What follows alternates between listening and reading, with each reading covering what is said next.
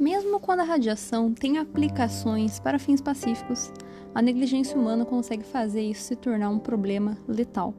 E é justamente o que aconteceu na cidade de Kramatorsk, na Ucrânia, em 1989, onde um evento radiológico inacreditável aconteceu, o qual eu vou relatar agora para você que está aqui ouvindo esse episódio do podcast Radion.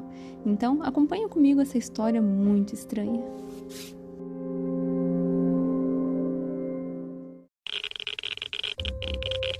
Radiation detected. Red dawn.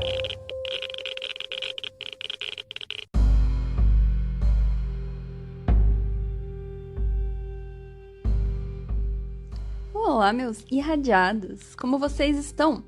Aqui quem fala é a Paola, e no episódio de hoje eu trouxe mais um acidente radiológico, o acidente de Kramatorsk, na Ucrânia, que aconteceu em 1989.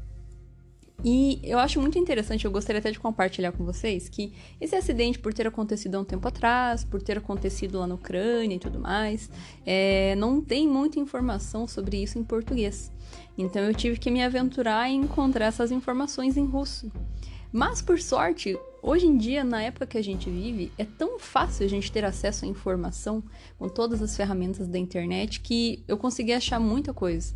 Então, tudo com o tradutor do Google, ali tem um monte de ferramenta de tradução automática de páginas inteiras, e eu achei isso muito legal. Enfim, então eu consegui buscar aí algumas informações desse acidente.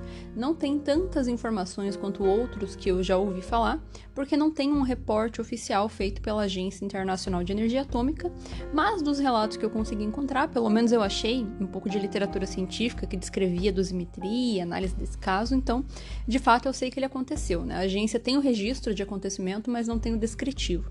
Não são todos os casos que a gente tem descrição do evento, porque a agência internacional só faz as publicações, digamos assim, mais completas, quando o país solicita o apoio da agência, e aí a agência vai até lá, né, e em troca ela pede autorização para ter todas as informações para fazer cartilhas mais complexas e análise de estudo, que não é o caso desse evento.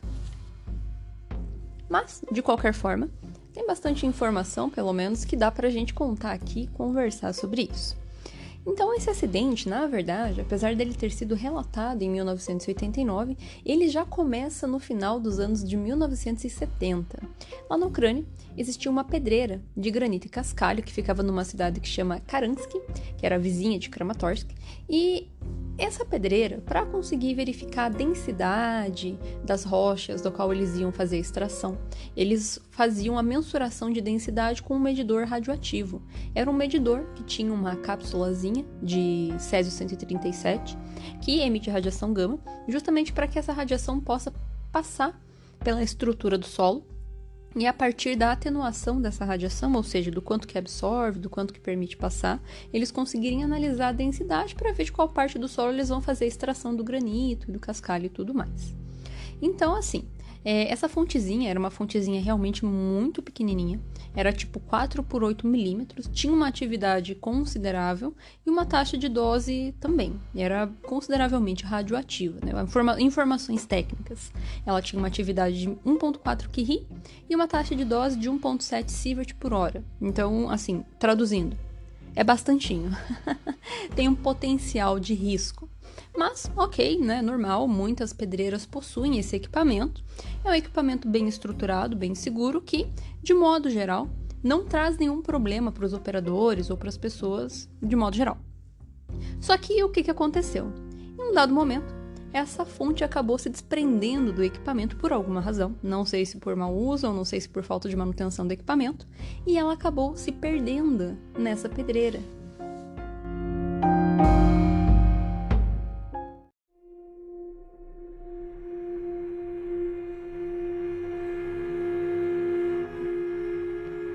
A empresa responsável pelo equipamento e pela pedreira tinha um sério problema de cultura de segurança muito falho. Então, quando eles realizaram as buscas, foi assim só para dizer que fez também, porque eles não imaginavam o impacto que aquela fonte perdida poderia ter, não imaginavam que poderia de fato trazer um risco e foram completamente negligentes, não uma pela questão de segurança ali, pela falha, né, na cultura de segurança, E outra também porque em 1980 a Rússia iria recepcionar as Olimpíadas em Moscou, então aquele estádio olímpico onde isso foi realizado precisava ser construído quanto antes.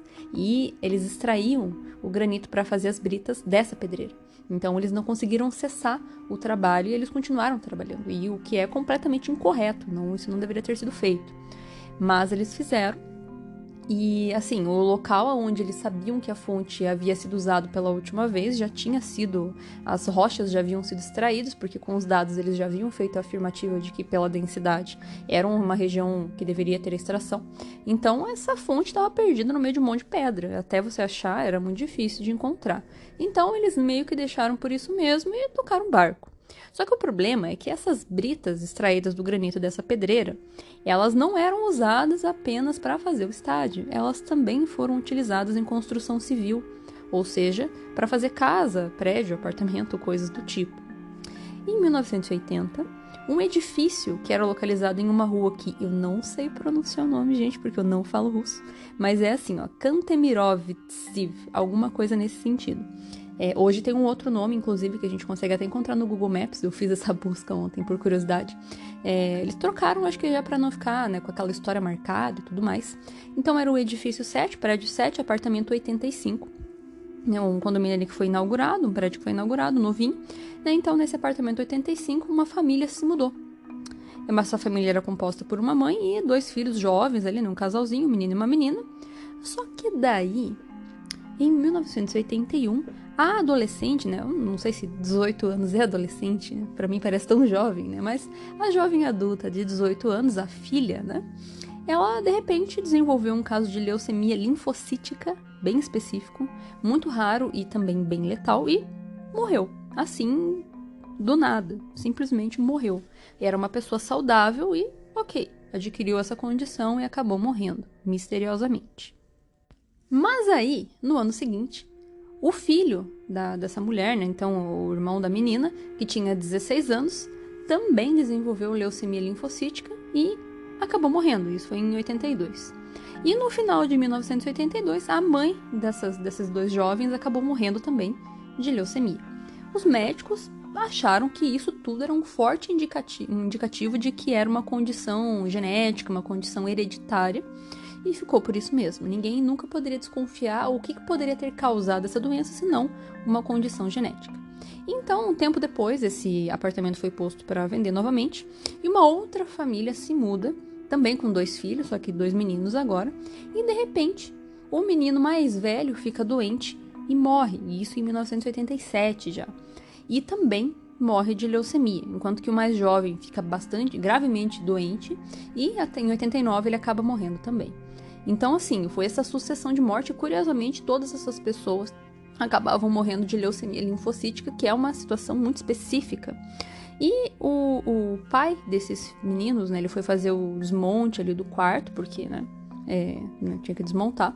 E quando ele tirou um tapete, uma tapeçaria que ficava presa na parede, ele notou que ficava uma marca de queimadura, tanto na parede quanto nesse tecido. Então ele começou a fazer uma investigação que nos relatos de história desse acidente não são muito específicos como que ele fez isso. Mas, de qualquer forma, ele levantou a hipótese de existir algum tipo de radiação ou qualquer coisa. Então ele investigou todas as possibilidades, incluindo a questão de ter alguma contaminação radiológica. E, de fato, quando ele chamou um físico médico para fazer a medição com Geiger, eles descobriram que realmente existia uma fonte radioativa que era justamente a fonte de césio que havia sido perdida naquela pedreira. Então essa fontezinha, pequenininha, ela estava fixada num painel de concreto que estava misturado à estrutura daquele local, e ela ficou irradiando por todo esse tempo, Então foram 9 anos irradiando. E, bom, basicamente o local mais atingido foi o quarto onde as crianças, tanto da família anterior quanto da família atual, dormiam, por isso que elas adoeceram. E também irradiava os apartamentos ao redor, então vizinhos também ficavam expostos cronicamente a essa radiação intensa, radiação gama ali do césio. E no total, que foi contabilizado pelo Instituto de Pesquisa Nuclear de Kiev, que foram 17 vítimas ao todo. que receberam essa exposição grave. Então, inclusive, esse próprio instituto foi quem veio para fazer a extração da fonte dessa parede. Como não houve contaminação radiológica, ou seja, a fonte permanecia selada, não foi necessário destruir a estrutura inteira, foi necessário apenas remover a fonte de césio. E eles conseguiram, nesse momento de extração, identificar o número de série e rastrear e saber, portanto, de onde que era, né? De onde que pertencia essa fonte e achar que a origem era de fato da pedreira, né? Então ela que foi essa instalação que foi responsabilizada pelo que aconteceu, pela negligência.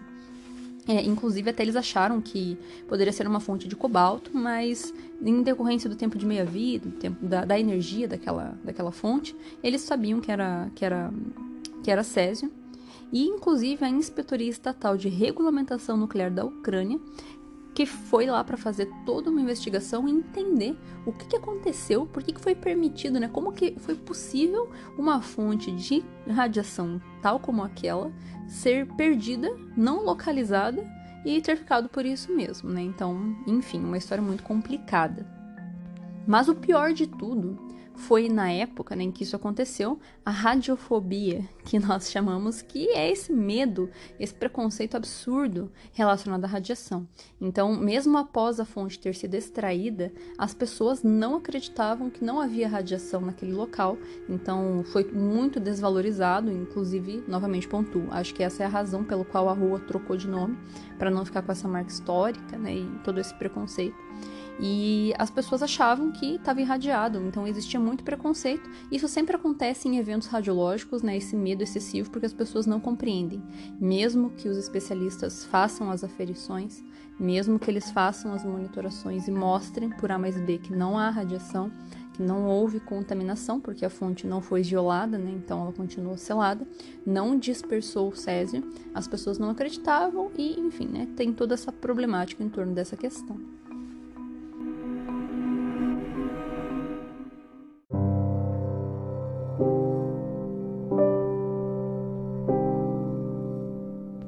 E ainda com relação aos efeitos biológicos dessa exposição, vocês vejam que todas as pessoas que ficaram ali expostas cronicamente àquela radiação, como era um nível muito alto, não era um nível ideal, ele não era alto o bastante para desencadear uma síndrome aguda das radiações, especialmente porque irradiava de corpo inteiro, né? Então, se fosse muito maior, provavelmente essas pessoas teriam a síndrome aguda. Mas não foi o caso, então não era intenso o bastante para desencadear isso. Só que em contrapartida acabou levando essas pessoas a desenvolver leucemia linfocítica, uma leucemia muito específica e que acomete ali a parte dos linfócitos e é justamente o que a radiação faz. A célula mais sensível à radiação são os linfócitos. Então, é bem característico de exposição à radiação. E a gente sabe que exposições crônicas à radiação podem vir a desencadear leucemia. E é muito engraçado, porque esse é o único câncer que a gente consegue relacionar com exposição à radiação de modo direto. Porque o câncer em si, como eu já havia comentado lá no episódio 3 sobre por que radiação faz mal, ele é uma condição probabilística. Existe a chance, né, de acontecer e vai depender da dose, né? Quanto maior a dose, mais chance você tem. Mas não significa necessariamente que você vai desenvolver essa condição. Só que quando a gente tem um nível de radiação muito elevado, em decorrência da sensibilidade da medula óssea à radiação, é o tecido mais sensível que nós temos, isso é uma ligação direta. E a gente sabe disso com base em banco de dados que foi realizado com estudos em sobreviventes de bomba atômica, principalmente a questão de Nagasaki e Hiroshima. Então, eles são a população base, onde a gente tem os estudos que mostram que a exposição à radiação intensa, se não desencadeia a síndrome aguda, pode vir a desencadear a leucemia, que tem aí um tempo de latência, ou seja, após a exposição, ela pode levar em cerca de 2 a 7 anos para aparecer. Então, se alguém vem a desenvolver, né, ela não é imediatamente após essa exposição, porque é um tempo que leva ali até que esse processo seja percebido pelo organismo. Então, por isso que a gente teme as exposições à radiação de dose um pouco mais elevada, doses no geral, né? Obviamente que se são doses realizadas em exames médicos, a gente não precisa se preocupar com relação a isso. A gente sabe que existe a chance de termos efeitos estocásticos, que nós chamamos efeitos para baixas doses, existe uma possibilidade, mas é muito pequenininha, mais fácil não acontecer, mas pode acontecer. Agora, quando a gente fala em leucemia, a dose tem que ser um pouco maior e é justamente o que foi caracterizado nesse evento radiológico de Kramatorsk. Por isso que essas adolescentes, crianças desenvolveram essa condição. Quando a gente é mais jovem, a sensibilidade à radiação também aumenta, então aí que tem uma grande problemática. Além disso, a gente sabe que também outras populações mostram pra gente como isso acontece, essa exposição à radiação e o desenvolvimento de leucemia tem uma correlação, porque os radiologistas, ou seja, os médicos que trabalhavam com radiação muito antigamente, lá na década de 20, como não existiam ferramentas de proteção contra a radiação muito efetiva, não tinha muita proteção, então eles acabavam vindo a desenvolver leucemia. Não, obviamente que era uma taxa de incidência bem baixa, tá? Não, como eu falei, não, quando a gente fala em câncer, é uma possibilidade, é uma probabilidade, não quer dizer que você vai ter. Mas para doses um pouco maior, a chance de ter leucemia é realmente muito grande e existe essa correlação. Para outros cânceres, a gente não tem como garantir, a gente não tem como ter certeza se é em virtude da radiação ou se é em virtude de alguma outra condição, um outro fator externo. Então, para a leucemia, a gente consegue correlacionar mais diretamente, justamente por causa da sensibilidade, como eu havia comentado. Então, nesse caso, os radiologistas também eram uma população específica. Hoje em dia já não acontece, porque a gente tem ferramentas muito efetivas e muitos protocolos de otimização de exposição à radiação. E também vejam que curioso, porque na década de 40 existia um tratamento para uma condição que se chama espondilite anquilosante, que é tipo uma artrite na coluna vertebral, que fazia as pessoas não conseguirem se mexer muito bem, doía bastante. Eles tratavam isso com exposição à radiação nível tratamento de radioterapia, cerca de 40 grays. Isso é muita radiação, bastante. Resolvia o problema da espondilite, mas desencadeava a leucemia. Então, isso mostra novamente pra gente que também tem essa população aí. A gente sabe também que animais de laboratório onde se realizam pesquisas também desencadeiam essa situação de leucemia quando exposto à radiação, mamíferos especificamente, né? Então a gente sabe que de fato existe essa correlação entre esse tipo de câncer e exposição. Para outros tipos de câncer, por exemplo, câncer de pulmão, câncer de tireoide, existe uma correlação, mas aí é quando a gente tem contaminação radiológica, por exemplo, no pulmão para quem fuma. É muito comum que naquele tabaco que é feito o cigarro tenha radônio, concentração de gás radônio, que faz emissão de partícula alfa, que é altamente lesivo para o pulmão, uma radiação muito lesiva quando inalada. Então, a gente sabe que existe essa correlação de câncer de pulmão e cigarro por contaminação. Câncer de tireoide, quando existe exposição ao radioisótopo iodo 131, que é em virtude de exposição de bomba atômica, por exemplo, a gente sabe que se a pessoa se contaminar com isso, ela pode vir a ter câncer de tireoide. Mas aí, como eu estou pontuando, são situações de contaminação. Quando é só a exposição à radiação, pode ser absolutamente qualquer tipo de câncer, porque qualquer célula somática do seu corpo está sujeito a sofrer mutação e a desenvolver alguma coisa e a gente não consegue rastrear ou correlacionar. Mas a leucemia é completamente correlacionável com base nesses estudos que a gente tem de população exposto a certo grau de radiação. Mas, novamente, são situações muito específicas. Esse evento de Kramatorsk foi bem específico e bem negligente também, né? Inimaginável uma situação onde você vai comprar uma casa, você mora na sua casa e tem uma caralho de uma fonte de césio na tua parede, nas tuas costas, enquanto você dorme, você morre de leucemia e nem percebe. Então isso é um absurdo. São situações, justamente como eu disse lá no início, onde a gente tem aplicações pacíficas da radiação, mas a negligência humana consegue tornar isso um risco também. Então, isso que é a parte triste dos eventos radiológicos. Quase sempre é uma situação de negligência.